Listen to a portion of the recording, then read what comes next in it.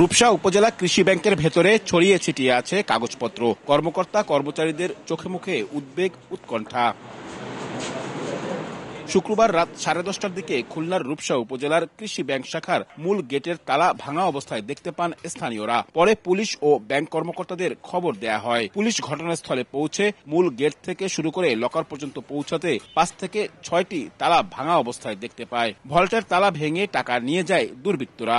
ব্যাংকের ম্যানেজার কামরুল ইসলাম জানান, ভল্টে 16 লাখ টাকার বেশি ছিল, মাত্র 1400 টাকা পড়ে আছে, বাকিটা চুরি হয়েছে। পুলিশ সিসিটিভি ফুটেজ বিশ্লেষণের জন্য নিয়ে গেছে। আমরা 10টা 17 সময় আমাকে টপ সিকিউরিটি জানাইছে। তার জানানোর পর আমি এখানে আসার আগেই প্রশাসনের লোকজন আসছে, তারা সিসি ফুটেজ সবকিছু তারা নিয়ে গেছেন, তদন্ত চলছে, এরপরে আর কি জানা যাবে। এ ঘটনায় ব্যাংকের 3 নিরাপত্তা কর্মীকে জিজ্ঞাসাবাদের জন্য থানায় নেওয়া হয়েছে।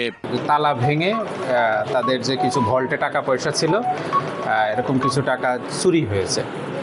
তো কত টাকা গেছে এগুলো আসলে ম্যানেজার বা যারা ব্যাংকের কর্তৃপক্ষ আছে তারা তাদের খাতাপত্র এগুলো ডিটেলস করে আমাদেরকে জানাবে। তারা বলছে, অথরিটির সাথে কথা বলছি যে তারা আসলে লাস্ট যাওয়ার সময় কয়টা তালা মারছিল এবং ভাঙা কয়টা আছে এটা আমরা একটু মিলানোর চেষ্টা করছি। রূপসা ঘাট এলাকায় অবস্থিত 3 তলা ভবনটির 2য় তলায় কৃষি ব্যাংক। ভবনটিতে বেশ কয়েকটি অন্য প্রতিষ্ঠানও রয়েছে।